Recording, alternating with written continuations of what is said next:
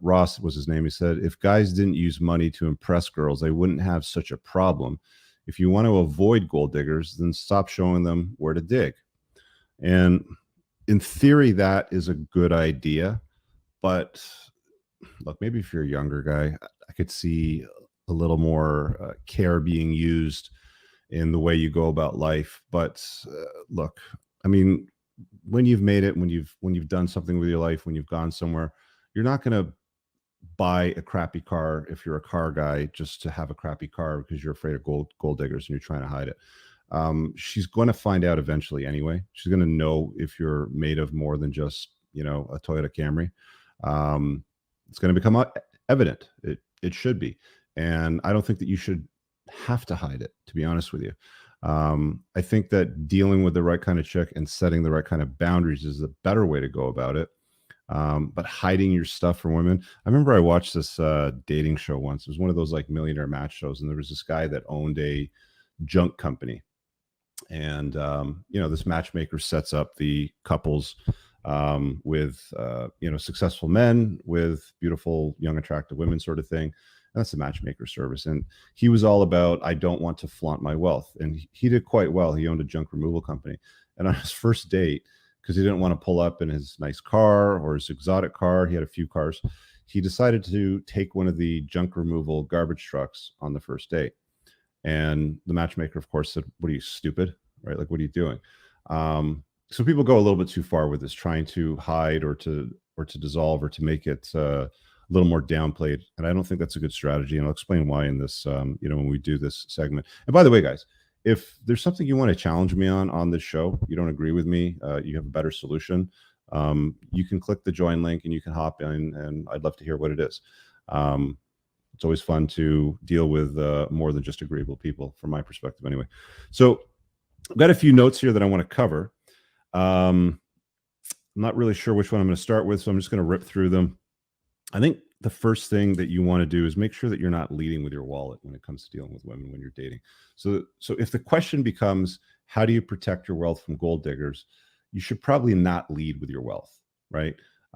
Don't be one of these like sugar dad dudes. Don't, hey, I'll take care of your allowance, let me pay you stuff, whatever. Any of those things. You're basically starting from a position where you're beta bucks, which kind of brings me to another point as well that I need to cover. There's, generally speaking, there's two types of guys that women look for or date. They would ideally like them both in one guy, but it's not always possible. So it's why they have like this dualistic mating strategy, this dating, the sexual strategy, whatever you want to call it. And there's the alpha seed component, and then there's the beta need component, the beta bucks part of the equation. So the guy that's been incarcerated, in jail for 4 or 5 years, doesn't have a pot to piss in or a window to throw it out of, maybe has a old 20-year-old motorcycle, a Harley or something like that, he has no trouble getting girls. He has no trouble getting laid. He has no trouble getting the attention of women because he's the bad boy alpha archetype, right? They're not using him for his financial resources. There's probably another guy that they're using for his financial resources. That's the alpha, and then there's the beta. I was just watching, before I hopped on the show, a documentary series on Anna Nicole Smith. If you don't know who she is, she was a very attractive Playboy Playmate from, I think she ended at 97 or 87. It was well over 20 years ago. But she basically met this billionaire oil tycoon guy in Texas, older dude, well into his 80s. Who had lost his wife, and she was working at a strip joint at that time. And he took care of her, bought her a house, looked after her kid, bought her horses, cars, all kinds of stuff. And she then said to him, when he asked her to marry him, she said, I don't want to because I want to make something of myself first. So she started running around, and she had beta bucks as the backup. Okay. She met this guy when she was quite young. And from what I understand, I haven't watched the rest of it, but I'm pretty sure she married the guy later on in life because she died around 39. But she made something out of herself running around. She was the guest girl. She did Playboy spreads. She did a couple of movies, dated athletes, actors, businessmen, like anybody that was the alpha seed part of the equation, because she eventually did fall back on beta bucks, which is the billionaire oil tycoon guy who's the old man. There's a funny picture here. Let me see if I can dig it up here. There's a really funny picture of them. I think it's on their wedding day.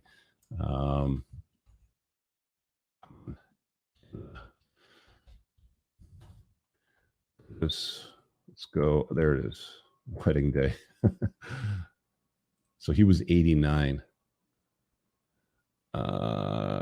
Present, share screen.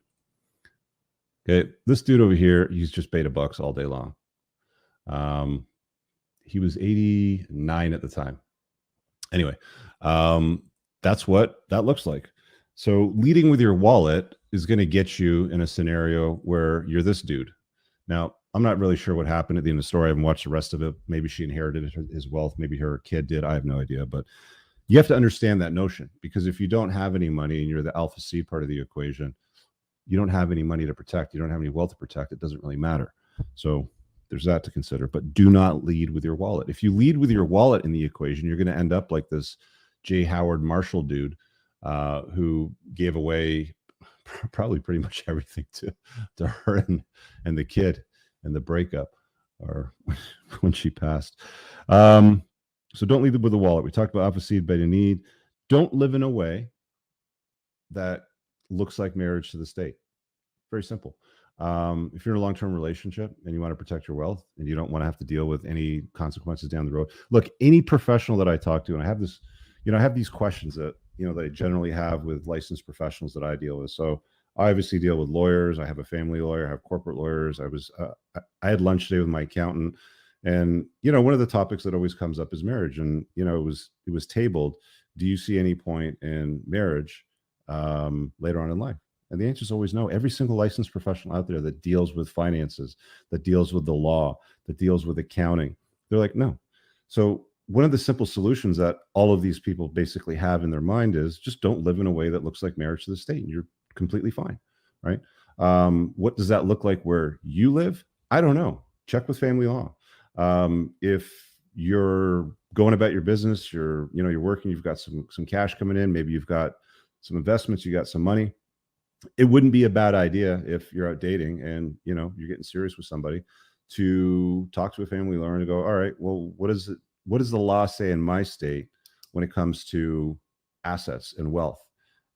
Because if you don't know this already, I'm not even going to pull up the list because I can just talk about it. But the richest people in the world, of all of the folks that are listed on that billionaire list, all the women that are on the list, I think with the exception of one, which was a business tycoon, but all the women on that list that ended up on that list ended up there either through inheritance, through their father, or through divorce. Mackenzie Bezos was recently divorced from Jeff Bezos a few years ago, and I believe she got $38 billion in stock, if I'm not mistaken. She ended up getting married with one of her kids' private school teachers. I think it was a chemistry teacher or something like that. And she's got her wealth from Jeff Bezos now, from the Amazon pot. She keeps 38 billion, gets married to this guy. That doesn't work out. She leaves. She still keeps the 38 billion because she knows how to get the money and she knows how to keep the money. So all you have to do is take some intentional steps and take a look around when you're dealing with romance and women and stuff like that. And yeah, I know, guys, it takes the wind out of the sails. It's so unromantic, blah, blah, blah. Look, if you don't like it, and I'm probably talking to the ladies at this point, but if you don't like it, get the gals together, go down on Parliament Hill, whoever it is that makes these laws, the bureaucrats where you live, and tell them, we don't like these laws. They suck. My boyfriend won't live with me because family law is going to take half his shit and give it to me if I want to take it. But they'll never change that. The girls will not march on Capitol Hill. They won't do anything to change the laws because why would they? It's to their benefit for them to exist. So what smart guys do is they just, all right, I'm just not going to live in a way that looks like marriage, right? So talk to a family lawyer about that.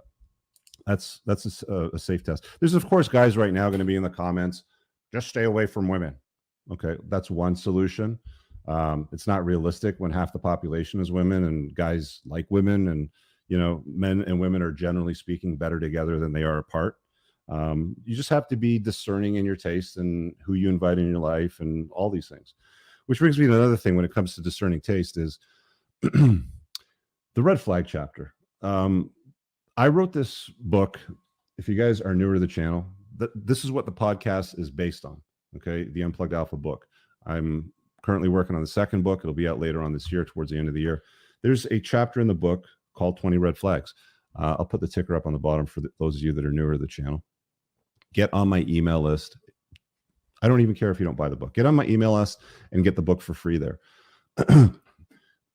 The more I talk to guys on consults, okay, the more I realize the significance and the importance of vetting for red flags. You can invite women into your life with these 20 red flags. I've added a 21st red flag, which will be in the revised version of the book, which I'll talk about another time. But these 20 red flags that are currently existing in it are extremely important. And you can overlook them. You can ignore them. You can invite a woman into your life that has them. You can put a baby in her. You can get married. You can live together. And maybe things will work out. Maybe. But on a balance of probabilities, if I was a gambling man and I could bet on that relationship failing, it probably will. And it'll probably fail sooner than later. And if it doesn't, it'll at least be miserable for one or both of them at the same time. This red flag chapter is so important, and the significance of it matters so much when it comes to dealing with women. I can't even emphasize it.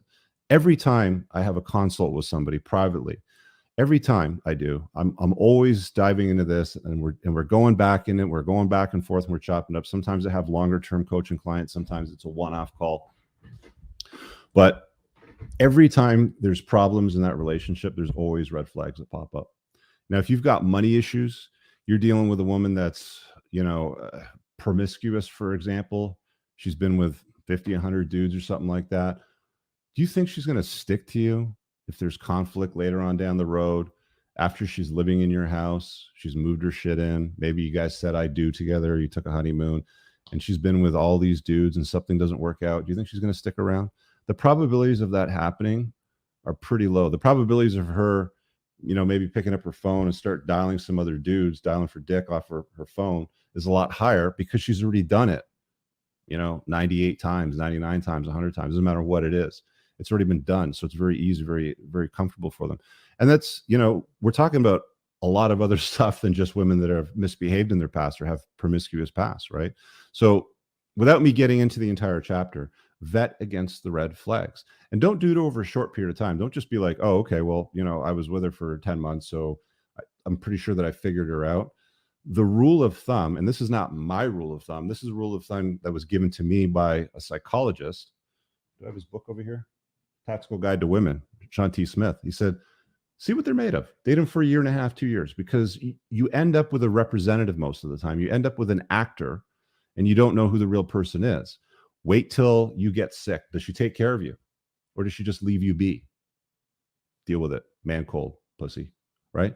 Or does she take care of you? Does she expose her own immune system to risk of getting sick as well to take care of you, right?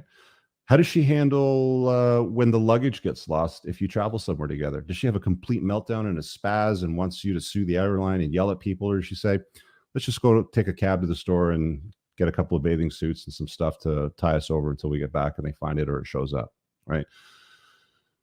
It's important to give it time. So get on my email list if you're not on it. Get the red flag chapter if you haven't got it, or read the book, which is an even better way to approach this, because some of the other stuff that I'm talking about here also deals with components around dealing with the struggles that comes, with the red flags and what genuine burning desire looks like. So I'll move on from the red flags so I can keep this thing going. I'll try to get to the bottom of my list in the next 10 minutes or so we can take some call-ins. Anyway, speaking of call-ins, guys, I'll grab the join link for you guys and just drop it in the chat right here on YouTube. Call in and ask me a Q. And StreamYard link, you'll get Moff in the green room, and he'll make sure your audio is all good and you're good to go. So I'm going to pin that at the top of the YouTube channel. So head over there if you're not watching that from that angle. Let's talk about genuine burning desire. All women want to be with a competent man that can make it rain. Okay. So the argument that there's no gold diggers Doesn't exist. You can call them whatever you want, but women want to be with a competent man. They want to be with a giant they want to look up to. They don't want to be with a wimp. They don't want to be with a guy that can't solve basic things in your lives, in your household. A guy that has to call, his dad, or she has to call her dad to solve every little problem. They don't like that kind of stuff. She has to have a genuine, organic, burning desire for you, just to want you, just to physically want, just to desire you. Okay. If that is absent and all you're doing is you're leading with your wallet, of course you're going to attract gold diggers. Okay. The woman that has genuine burning desire for the guy is still interested in his financial resources, but the genuine burning desire that she has for him is because she looks up to him. She sees him as a champ. She sees him as a strong option, or maybe even her best option. Genuine burning desire is very, very hard to ignore. It's obvious. It's as obvious as taking a frying pan to the forehead, as they say. Okay. People will sometimes say to me, Rich, what does genuine burning desire look like? How do I know that she's got it for me? Right. Simple tests. If you want to test, you can test if you want. Simple tests might be something like, hey, before you head over tonight, do me a solid, head over to the liquor store and get me that bottle of whatever that I like. Okay, no problem. Do you want the 40 ouncer or do you want the 20 ouncer? That's a strong response. That's a woman that's got interest in you. She wants to make you happy. She wants to please you. If she's like, I don't buy no shit for no man, she doesn't have genuine burning desire for you. Right? I'm not paying for stuff. She doesn't have genuine burning desire for it. A buddy of mine told me about this coffee test one time. I'll recap it. It's in one of my older videos. And he ran across it by accident because he accidentally forgot his wallet when they were out and he wanted to get a coffee. And here in Canada, we've got Tim Hortons everywhere. If you're not familiar with Canada, it's called Timmy's. And said to his girl, he said, do me a solid. Can we just go through the drive-thru? I want to grab this, this medium coffee. Just grab me a double. I forgot my wallet. She had a freaking meltdown, a legitimate meltdown on him because he didn't have his wallet on him and $1.50 or whatever it would have cost him at the time. She had a serious meltdown over the whole thing. Now, a smart guy would have just walked away from that relationship and said, whoa, look, thought in his head, look, I've taken you out to dinner. We've had a good time. You were on my boat the other day, sort of thing. The dumb guy would just proceed with the relationship and take the beating, right? A woman that's got genuine burning desire for you, but whatever, $1.50, who cares? What do you want? You want whipped cream on it? You want some peppermint too? No problem. I'll get it for you. You want me to shake my bum while I walk away? She'll do that too, right? That's what a woman will do when she digs your vibe that much. Okay. Genuine burning desire must exist. If you're not familiar, I think that's chapter 3 in my book. You should recap it. The rules is chapter 2.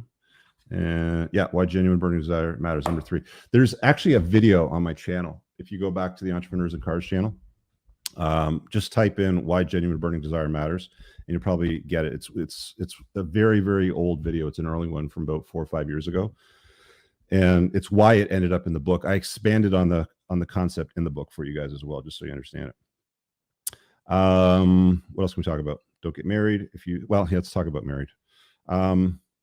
Look, if you want to raise a family, it's far better to do it in a 2-parent household. Whether you get married or not is your choice. Doesn't matter to me. I don't really care. I'm not a big fan of inviting the state into my life. You guys know that I'm a libertarian. I don't want them in my pocketbook. I don't want them in my bank account. I don't want them telling me what to do. And the truth of the matter is you have responsibility and authority, and those things should be connected in a household when you're building a family and a life together sort of thing. But today in most Western provinces and states, you still have responsibility, but you've lost the authority. When family law gets involved, they get to tell you what to do. And guys don't really understand the significance of it until they've been through the divorce grinder, or they know somebody close to them, a brother, a sibling, a cousin, very good friend that's been through the divorce grinder that can offer some feedback and some ideas around it. But a very simple, solution is just don't get married. If you do, because it's part of your cultural belief system, family insists on it, fine. If you're in a far better position than she is, which exists some of the time, maybe it's most of the time, some guys would argue, but if you're in a far better financial position, meaning let's just say you're worth $5 million and she's worth a couple $100,000, it's a smart idea to get a prenup. Oh, that's unromantic. You're basically setting up the marriage for divorce. You don't trust her. Oh, what, you don't trust me, sort of thing. It takes the wind out of the sails, blah, blah, blah. Yeah, it does. Sure, it does. Absolutely. But again, I don't see women getting together and marching on Capitol Hill saying that our men won't marry us because family law could potentially rob them of their wealth and their access to their kids and be alienated and all the potential problems that come on later on down the road. So if you're going to get married and you're in a far better position, get a prenup. If you're not, it doesn't matter. It's not relevant, right? They lose value over time. So you guys met at university, you go to law school, you both become lawyers at respective different law firms, you're making about the same money. You probably don't need a prenup because you're making about the same money. You've probably got about the same assets, right? It's not necessary. It's a protective mechanism is all that it is. Those would be the main ones that I would encourage you guys to contemplate. I've just spent about 22 minutes going through all those. I think they're pretty clear at this stage. And for the guys that run away from women, oh, they're all evil or they're difficult or it's impossible in the West, I call bullshit on that. I'm obviously a little more seasoned than some of you guys watching this tonight. Been in a long-term relationship with my gal. She's great. We get along really, really well, like 99% of the time. Obviously, nothing's perfect, obviously. But setting certain boundaries, following certain guidelines, vetting women for red flags, not inviting crazy into your life. I had a conversation recently last week, and I think it's important to note this before we switch to the call-in segment, is don't ever confuse crazy and love. Because a lot of the times crazy can look like love when it comes to how you interact with women. If she's doing offside stuff, if she's got a lot of red flags, but at the same time, she's like taking care of you when you're sick, love bombing you, messaging you all day, doing all the crazy stuff in the bedroom sort of thing. Don't confuse crazy for love. Again, watch for a good year and a half to see what she's made of, see how she deals with stress, what happens if the luggage gets lost when you travel, stuff like that. That's when you'll see the real person. So you have to be very, very careful because a lot of times for some guys, if they're not good at being very clear with red flags and setting strong boundaries, as crazy can look like love. So just be careful.